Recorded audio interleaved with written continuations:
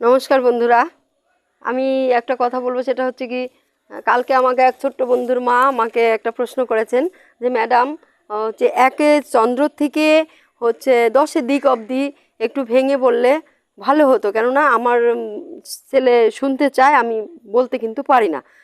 অসংখ্য ধন্যবাদ। কালকে আমি সেই ম্যাডামকেও আমি বুঝিয়ে দিয়েছি এবং প্রশ্নটা করার জন্য আমার এতটাই ভালো লেগেছে যে মানে আমি ভাষায় বুঝাতে পারবো না। যে কোনো জিনিস প্রশ্ন করলে যদি পারি বা না পারি, উৎসাহটা বাড়ে, যে দেখি উত্তর দেওয়ার চেষ্টা করি। অতএব আমি বোর্ডে আমি বুঝিয়ে দিচ্ছি, আমি আগে লিখেছি, যদি এখন লিখি অনেকটা টাইম লাগবে, তাই আমি বুঝিয়ে দিচ্ছি যে একে চন্দ্র থেকে 10-এর দিক অবধি কি হয় সেটা সবারই জানা দরকার, কারণ আমি যদি না পারি আমার সন্তানকে আমি কিভাবে শেখাবো, তাই না? দেখো, একে চন্দ্র মানে একটা চাঁদ, হ্যাঁ।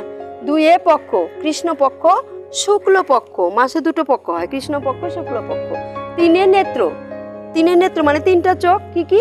ডান চোখ, বাম চোখ ও জ্ঞান চক্ষু। 4-এ বেদ, বেদ 4টি, কি কি? ঋগ্বেদ, সামবেদ, যজুর্বেদ, অথর্ববেদ। 5-এ পঞ্চবান, পঞ্চবান মনমোহন, উন্মোদন, শোষণ, তপন ও স্তবন। এবার 6-এ ঋতু, 6টা ঋতু, আমাদের বছরে 6টা ঋতু, 2 মাস পর পর ঋতু বদল হয়।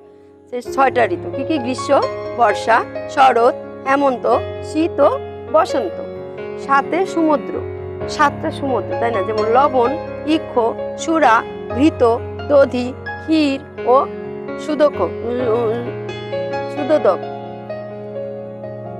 এবার 8-এ অষ্টবসু, অনল, অনিল, সোম, অহ, ধরা, দ্রব্য, প্রত্যুষ ও প্রভব।